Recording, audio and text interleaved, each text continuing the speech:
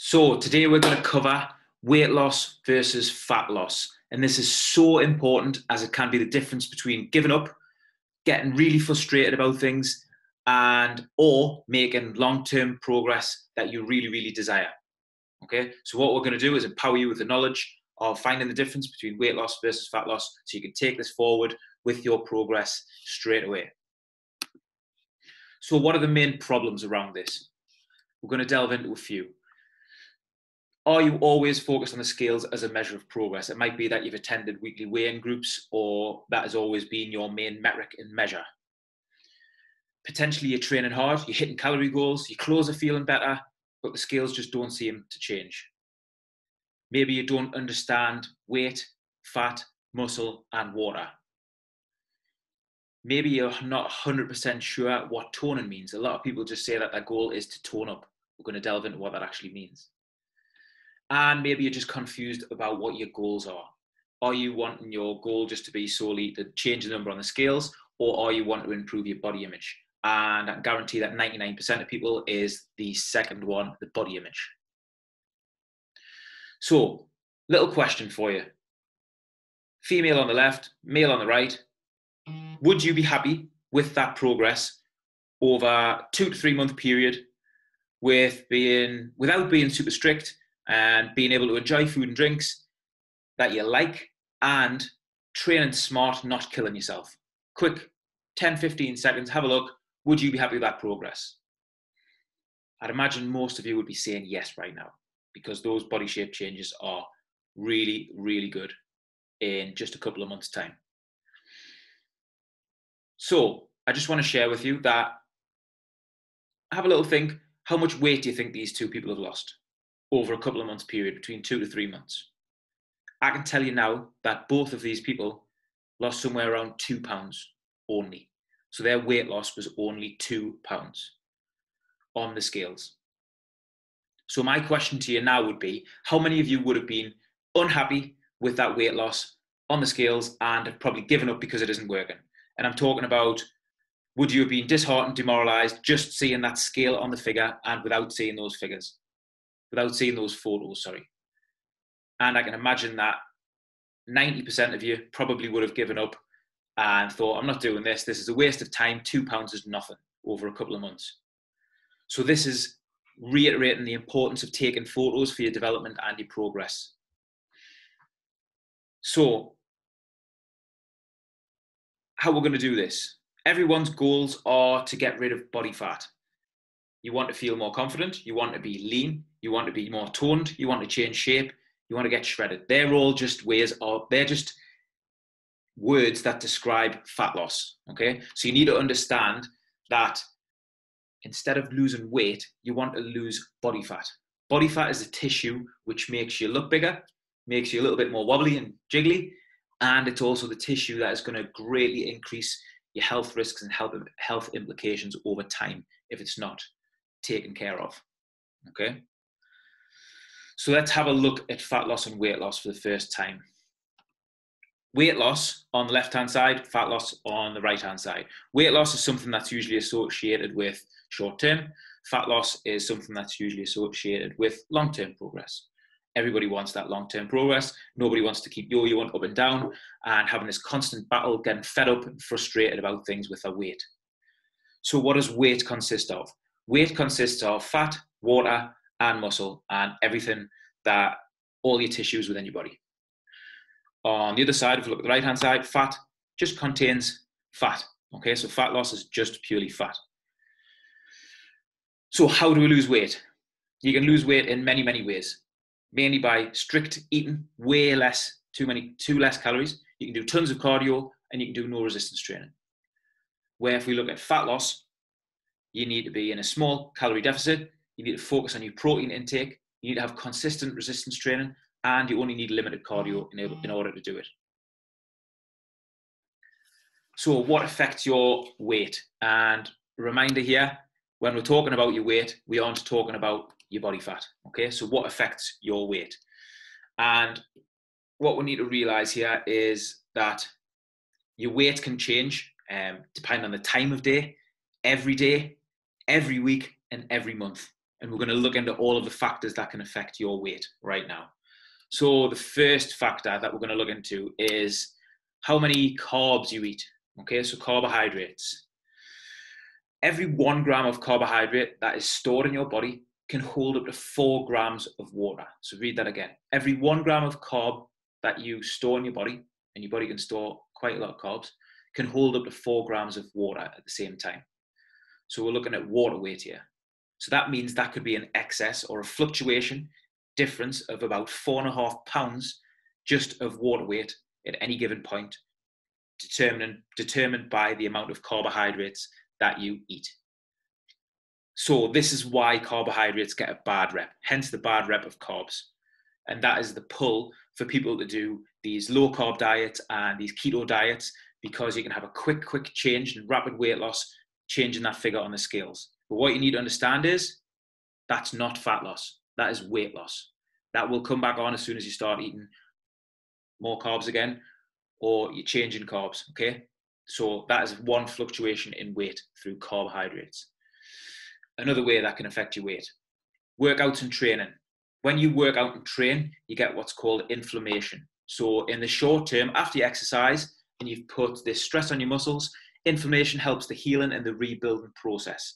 And this inflammation can cause fluctuations in water retention, again, so affecting the number on the scales, meaning that you could be heavier or you could be lighter, depending on whether you've trained or you haven't trained. This, again, is not increased body fat. This is water weight and overall body weight. Moving on, what else can affect your water weight? Let's have a look at your level of hydration, how much you're drinking. Your bodies are made up somewhere between, well, it's over 50%, somewhere between 50, 60% of water. So your level of hydration can directly impact the weight on the scales. If you're dehydrated, scales going to be less. If you're overhydrated, scales could be more. An example of this is the next time you've done the day after you've had an excess of alcohol binge, go and step on the scales. You probably think, oh, I've drank all that alcohol, I'm going to put weight on. But immediately the day after, you're going to be dehydrated a bit. And I can imagine that you're probably going to weigh less because of that fact. And your water levels, your level of hydration is going to be down. So people often sometimes think, I've just drank all that alcohol, lost weight, that means that I can do this all the time.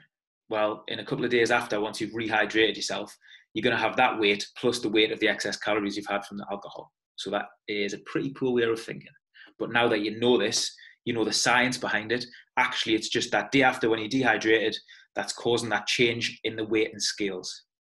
So the scales can be massively affected through your level of hydration. Again, this is not your body fat that's being affected. It's just the weight on the scales. Remember, as we go throughout, the whole idea of us changing body shapes, getting leaner, being more toned is body fat. None of these things have affected your body fat level so far. What else can affect your water weight? Your toilet habits, when you last went. Not everybody likes to talk about this, but it's important. Any food in transit, so that hasn't passed through you yet, will affect your weight on the scales, especially if you had a large meal the night or even 2 nights before, depending on how often you go. So these toilet habits will vary person to person massively. And one big thing that can affect this person to person is people's fiber intake.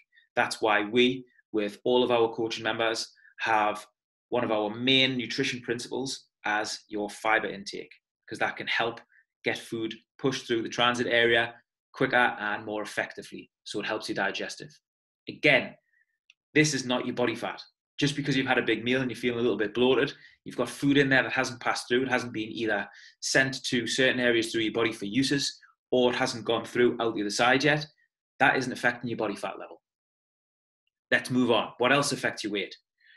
Your salt intake, how much salt you consume and how much salt you deplete can directly affect your water levels, your water retention. And we've already seen how much fluctuation can be from your water levels. We're talking like pounds and pounds here. So if you're exercising, you can deplete your salt. And if you're intaking very salty foods, obviously that's going to increase your salt. So as we've discussed, that water level impact by your weight can be a significant amount. Fluctuations will occur due to salt.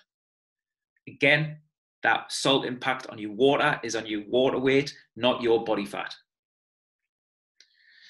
Final one, what affects your weight? This one's for females.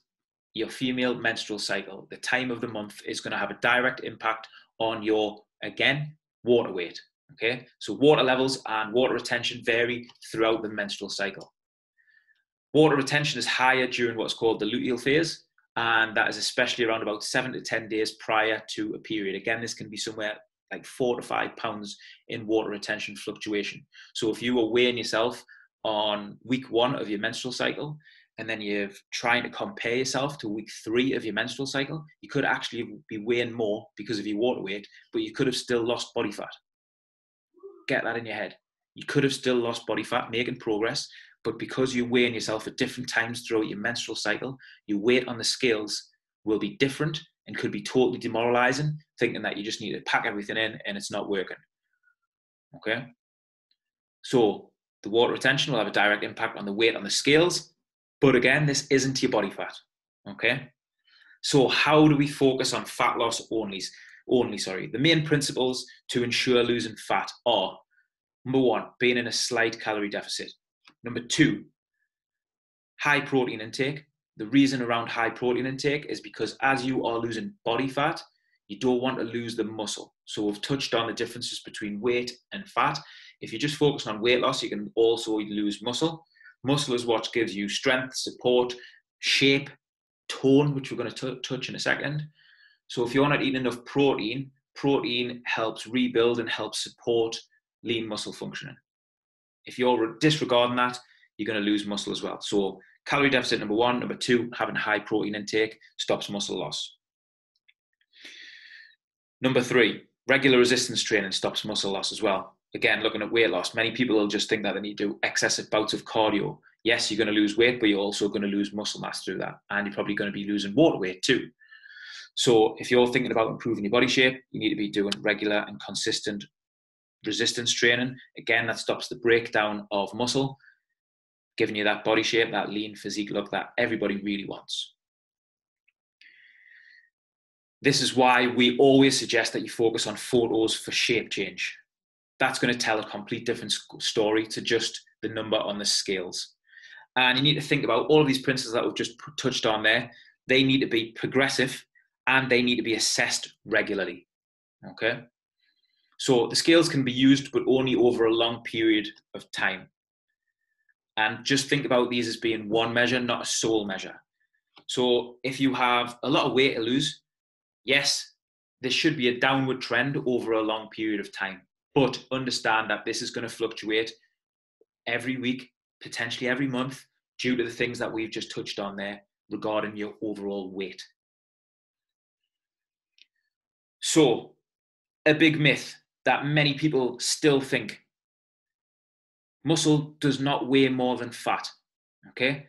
5 pounds of muscle weighs the same as 5 pounds of fat. It's a weight, it's a figure.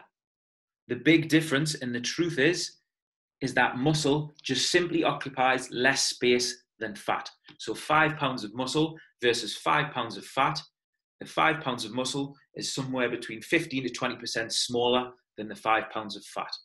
Hence, shape changes, hence feeling more toned, and hence clothes fitting better without the scales changing. So what do we want? We want to lose fat.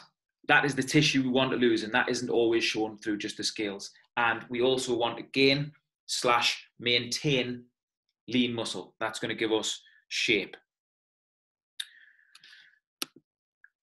Toning, for everyone who doesn't know, is just another term of losing fat. Okay? Toning doesn't mean that you automatically do a couple of reps and that's going to make you look more toned. Toning just means that you're reducing your body fat. And as you reduce the body fat, that's revealing the muscle that you have there.